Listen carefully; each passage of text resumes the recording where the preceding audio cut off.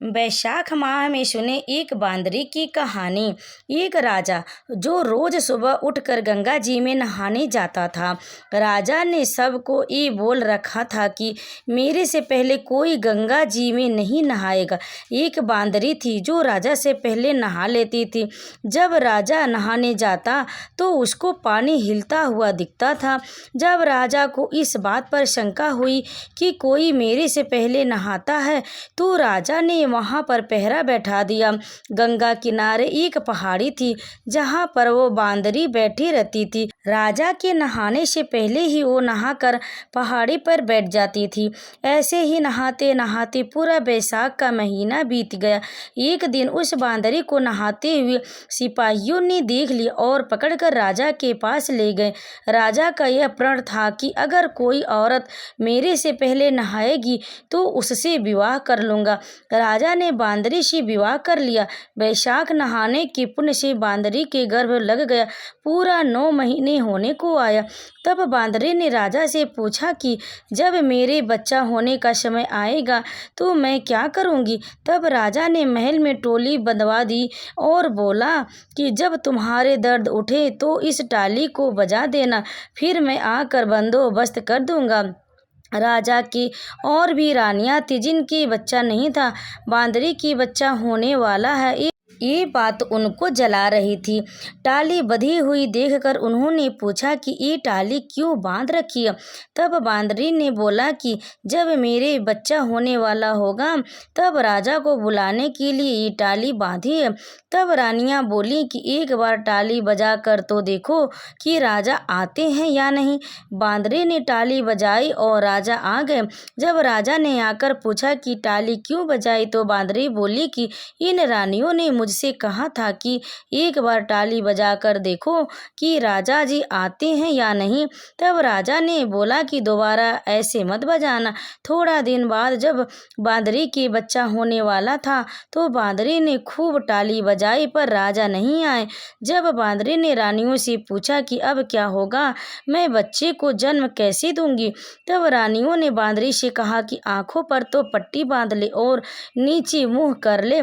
बांदरी के बैसाख नहाने से बहुत सुंदर लड़का हुआ। जब रानियों ने यह देखा कि बहुत सुंदर लड़का हुआ है तो रानियों ने दासी से कहा कि इस बच्चे को नदी में डुबो कर आ जाओ और बांदरी के पास पत्थर को रख दो और राजा को बोल दो कि बांदरी के पत्थर हुआ।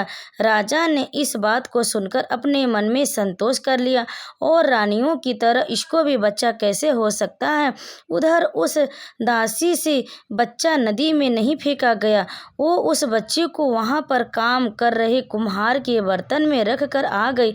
जब कुम्हारी ने किसी बच्चे की रोने की आवाज़ सुनी तो उन्होंने वहां जाकर देखा तो बच्चा था। तब कुम्हार ने कुम्हारी से कहा कि भगवान ने हमारी सुन ली, हमारे बच्चा नहीं है और भगवान ने हमें बच्चा दे दिया। अगर तू इस बच्चे का पालन पोषण कर सके तो इसे हम अपने घर ले चले।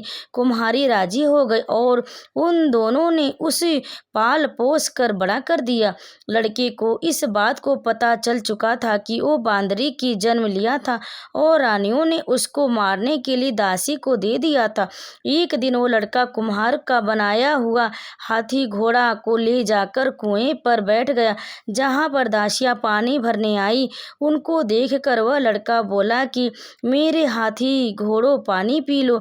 तब दासियां उसकी बात सुनकर हंसने लगी और बोली कि कभी माटी के हाथी घोड़े भी पानी पीते हैं क्या।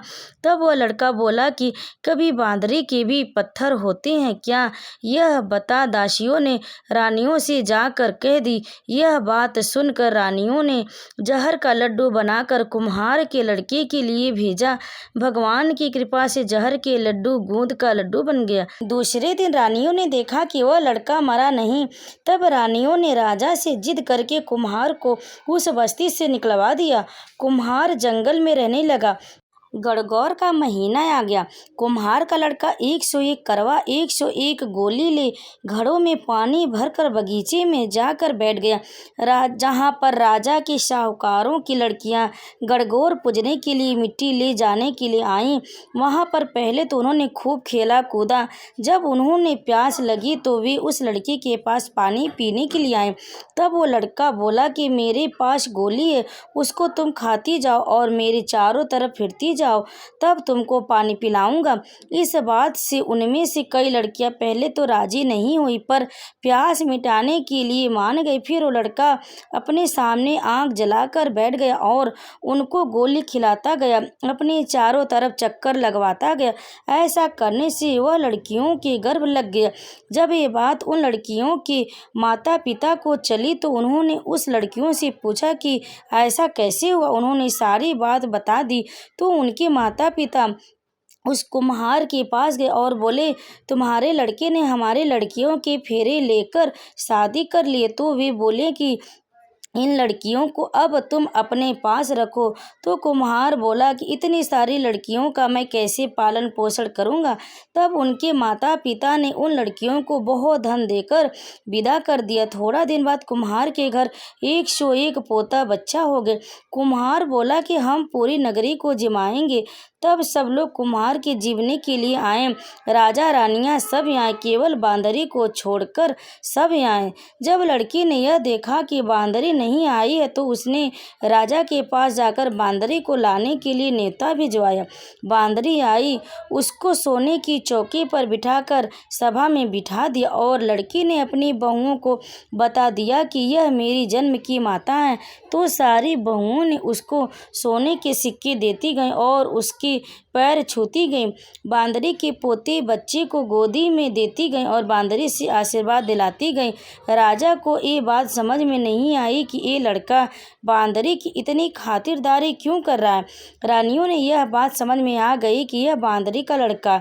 राजा ने सबसे बोला कि मेरा तो अपमान हो गया, मैं यहाँ से जा रहा हूँ। तब लड़के ने राजा को रोका और बोला कि आप क्यों जा रहे हैं।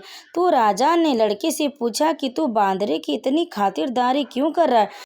तो लड़के ने राजा को सारी बात बता दी कि ये मेरे जन्म की माता है। जो दासी उस लड़के को नदी में बहाने के लिए ले गई थी वहाँ पर ही बैठी थी। वो दासी भी राजा को सारी बात बता दी। तो राजा ने सब रानियों को जेल में डलवा दिया। तब राजा ने सब रानियों को जेल में डलवा दिया और बांदरी सारी बहुओं पोता पोतियों और अपने लड़के को पूरी गाजे बाजे के साथ अपने महल ले गए। सबको अलग अलग महल बनवा दिया और लड़का राज करने लगा। राजा ने कुम्हार से कहा कि आप दोनों भी मेरे साथ चलो, लेकिन कुम्हार राजी नहीं हुआ। फिर राजा ने कुम्हार को बहुत सारा धन दौलत दे दिया। तब सभी लोग बोलते हैं कि बैसाख महीने में नहाने से पुण्य मिलता है। जैसे बांदरी बैसाख नहाई, राजा को राज मिला, उसी तरह आपको भी भगवान सुख संपत्ति दें। और ये कथा अंत तक सुनने के लिए आप लोगों का बहुत बहुत धन्यवाद। अगर आपको हमारी यह कहानी पसंद आई हो तो लाइक ज़रूर करें, शेयर करें और कमेंट में विष्णु भगवान की जय अवश्य लिखें। आप सभी पर श्री विष्णु भगवान की कृपा सदैव बनी रहे। जय श्री कृष्ण। राधे राधे।